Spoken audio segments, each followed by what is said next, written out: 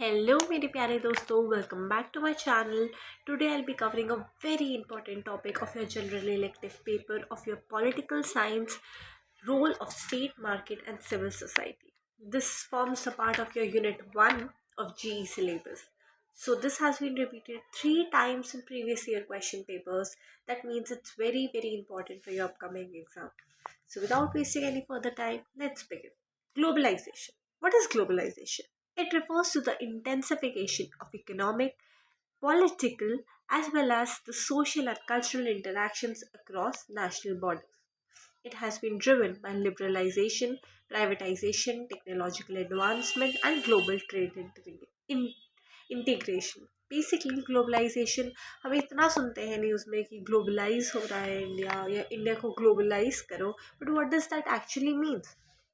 Globalisation economic, political, social, cultural जो interact कर रहे हैं कंट्रीज अक्रॉस नेशनल बाउंड्रीज उसको रेफर करता है. ये कैसे डिटरमाइन होता है या किस चीज़ से ये ड्राइव मतलब इफेक्ट होता है? Liberalization, privatization, technological advancement, global trade integration. These factors combine to form globalization. Right? In this era, governance is no longer sorry. In this era, governance is no longer monopolized by the state alone. इस era में governance केवल state यानी state as in India से केवल monopolise नहीं होती है. Instead, it operates through a triangular interaction among the state, the market and civil society. पहले हम बोलते थे कि केवल स्टेट मोनोपलाइज करता है, कि एक कंट्री मोनोपलाइज करता है, बट नहीं, अब एक triangular interaction of what state, the market as well as the society operates the globalization. Okay, so this answers the changing roles, the interdependence, limitations of these actors. This basically the state, the market, as well as the civil society examines the changing roles of independence, limitations. Okay, and obviously ये तीनों चीज़ें आप आपस में interdependent हैं. ठीक है, limitations globalisation की कंट्रोल करती है और जो चेंजिंग रोल ग्लोबलाइजेशन में आ रहा है वो सब ये तीनों फैक्टर्स डिटरमाइन करते हैं. ग्लोबलाइजेशन का एक फ्लो चार्ट है कॉन्सेप्चुअल, थोड़ा सा you can make this an exam. I would say it gives a very good impression, right? तो ग्लोबलाइजेशन के तीन actors: state, market, civil society. State is the regulator, market is the producer and civil society watchdog. Okay, role of state in the globalization. From welfare state to regulatory state. Pehle state was only meant to be the welfare state. Now it has become the regulatory state. Earlier the state was a provider of services. ठीक है, earlier state क्या था? It was a provider of services. Under globalization its role has shifted to that of a facilitator and regulator. तो globalization के under जो role है वो change हुआ है. पहले स्टेट केवल क्या था? एक प्रोवाइडर था सर्विसेज का. जैसे इंडिया प्रोवाइड करता है यूएस को अपने टेक्नोलॉजिकल सर्विसेज, ऐसे ही स्टेट क्या था? केवल प्रोवाइडर था. ग्लोबलाइजेशन के आने के बाद से रोल शिफ्ट हुआ है एक फैसिलिटेटर के रूप में, एक रेगुलेटर के रूप में. ओके, पॉलिसी फॉर्मुलेशन तक state करता है हमारा decide. whether you have to trade, invest or labor, everything is determined by state. Regulating markets, maintaining macroeconomic stability, ensuring social justice. Whether it's about regulating markets, maintaining the stability of the market, the economic stability, the social justice, everything is controlled by the state. Example includes LPG reforms of 1991, ease of doing businesses, digital governance, for example, Aadhaar, GST, okay, goods and services tax. These are the examples. You should write at least 2 examples. One would be LPG and second would be digital governance. What is the guardian of national interest? Even in a globalized world, the state protects the strategic sectors. जो strategic sectors है उन्हें protect कौन करता है इस globalized world में? The state protects them. Negotiates the trade agreements. Trade between Russia for oil, for example. Who's the one who's the guardian of the national interest and who is negotiating कि इतना नहीं इतना? Obviously the state. ठीक है, safeguards the national security and sovereignty. तो national security भी कौन ध्यान रखता है? स्टेट ध्यान रखता है. Regulation of FDI in defence and telecom, protectionist measures during global crisis COVID-19, everything is controlled by the state. State as a welfare core corrective. So markets create inequality. The state intervenes through social security schemes, poverty alleviation, affirmative actions. Example, Manrega, food security, health insurance scheme. Everything is governed by state. How? Social security scheme कौन देखता है? Poverty elevation की, poverty को elevate नहीं करना है, but poverty का as an eradicate करना है. एलिवेट उस सेंस में लिखा है, एलिवेशन. ठीक है, ये एलिनेट वाला होता है ना, एलियन इज लाइक स्ट्रेन, ऐसे पोवर्टी को खत्म वाला एलिवेशन. अफर्मेटिव एक्शन मतलब पॉजिटिव एक्शन. तो everything is determined by home? The state. MNREGA is Mahatma Gandhi national. Okay, now the name has been changed recently, but इतना याद रखने की जरूरत नहीं है. So you can simply write Manrega, health insurance schemes, food security act. What do the critics says? Markets left unchecked destroy social fabric. If I don't check a market, if I don't put a cap on a market, it will destroy the social fabric. State intervention is very necessary for social protection. Markets must be embedded in society, not society in markets. What a beautiful line to say. Markets को embed होना चाहिए society में. What does this mean? कि society अगर है तो market क्या होने चाहिए? उसका subset होने चाहिए, ना कि market में society subset हो. If you're a math student, you would have got it. और else पॉलिटी के एंगल से भी समझाती हूँ कि बेसिकली क्या कहना चाह रहे हैं. सोसाइटी अगर ये है, society is this, then market should be like a small part of it, not that society ये बची है and this is market. Okay, don't interchange them. Markets must be embedded in society, not society in markets. Reduced autonomy due to global institutions. Okay, pressure from MNCs and capital mobility, fiscal constraints. These are the limitations. Okay, कि physical constraints आ रहे हैं, pressure आ रहा है multinational companies से, reduced autonomy यानी खुद के decisions नहीं ले पा रहे हैं ग्लोबल इंस्टीट्यूशंस की वजह से, like world bank etcetera, United Nations. What is the role of market in the era of globalization? An important point to write in your exams. Engine of economic growth. Markets central होते हैं capital formation के, innovation के, employment generation के, efficiency. तो markets are central to these things. Capital formation, okay, innovation. मैं लिख रही हूँ क्योंकि ये एग्जाम में लिख के ही आना है. ठीक है, मार्केट नहीं होंगे तो इनोवेशन नहीं आएगी, कैपिटल फॉर्म नहीं होगी, जो जीडीपी हम करते रहते हैं, एम्प्लॉयमेंट जनरेट नहीं होगी. ठीक है, एफिशिएंसी लोगों में नहीं आएगी. तो basically market are the engine of economic growth. किसी भी कंट्री में इकोनॉमिक ग्रोथ के लिए markets are very very important. MNCs like Google, Amazon, इनका टर्नओवर एक कंट्री की जीडीपी जितना है. Amazon, Google, Apple, these companies are earning so much कि एक इंडिया जितना इनका जीडीपी, जैसे इंडिया का जितना टोटल जीडीपी है इतना इनके प्रॉफिट्स है, सोचो. So MNCs, startup ecosystem in India. Okay, these are the things. Market led development.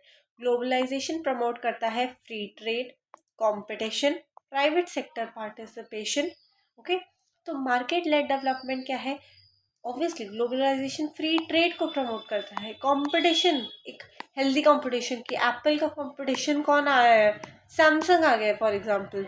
तो क्या है? कंपटीशन प्रमोट हो रहा है. प्राइवेट सेक्टर का पार्टिसिपेशन हो रहा है. अगर कोई, मैं एजुकेशन की ही बात लूँ तो एजुकेशन में पहले गवर्नमेंट स्कूल ही होते थे. यू आस्क योर पेरेंट्स, वो गवर्नमेंट स्कूल से पढ़े हैं. अब प्राइवेट सेक्टर कितना कंपटीशन है कि गवर्नमेंट स्कूल एलिमिनेट ही हो चुके हैं. ठीक है, सेंट वाले स्कूल सुने होंगे, Christian missionary schools. There so many private sectors also. Advantages क्या है? Better quality, no one will agree that private schools, matlab, everyone will agree that private schools are much much better than government schools in terms of education. Okay, better quality goods. Okay, goods की बात हो रही है but मैं example दे रही थी. Lower prices. Okay, अब इसमें मैं एग्री नहीं करूँगी. This is free. Okay, in fact ये बहुत फैसिलिटी भी प्रोवाइड करता है. फ्री खाना देंगे, फ्री यूनिफॉर्म देंगे, but quality of education is degrading here because people are not sending children to study here rather for these free meals and all.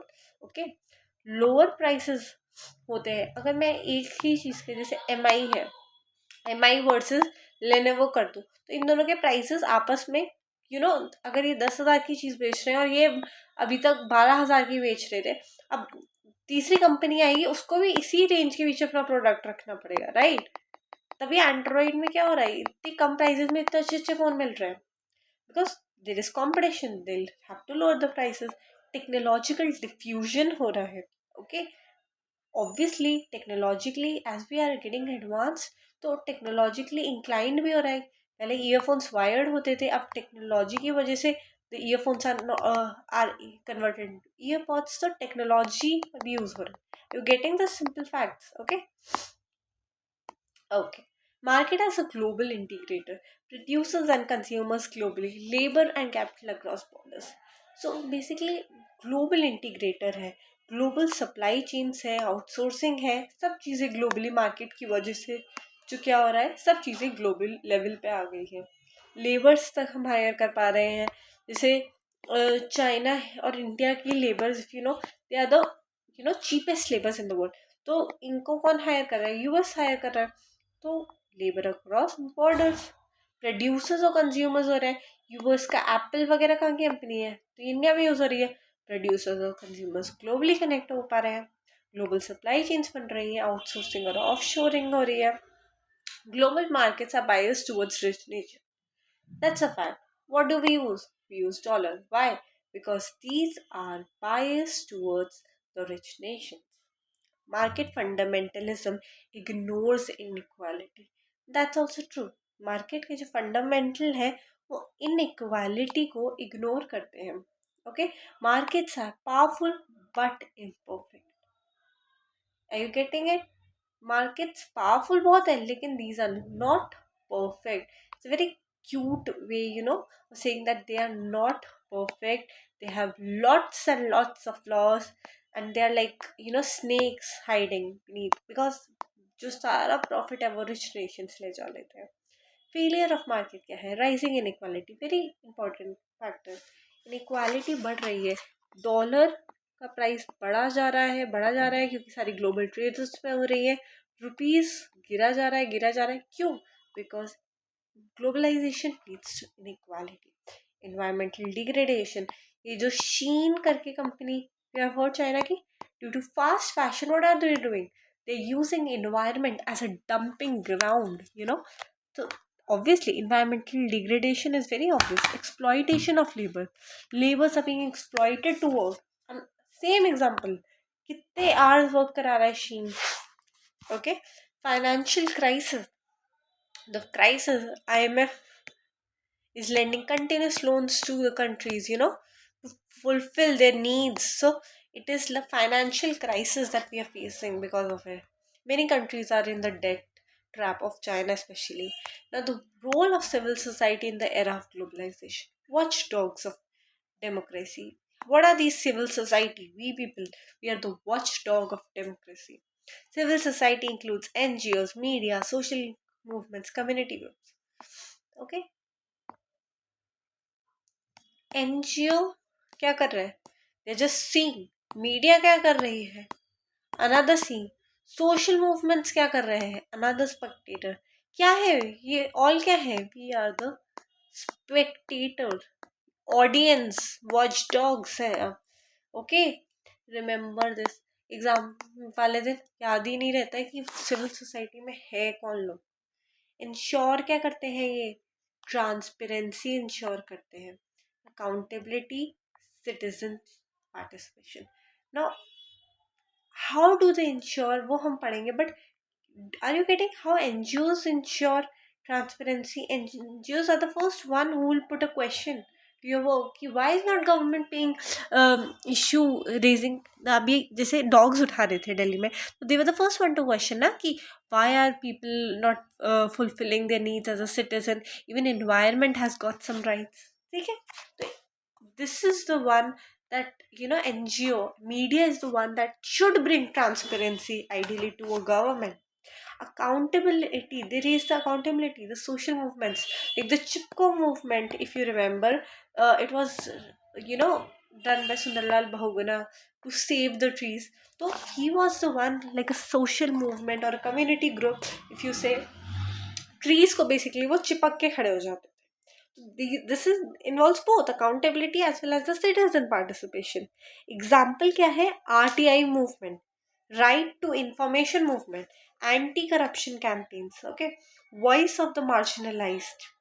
Civil society includes, represents excluded groups. ठीक है, जो NGO वगैरह है, these are the मतलब most vulnerable section of society के, lower strata of society की आवाज़ को लाने में, उठाने में, this is the one that are helpful.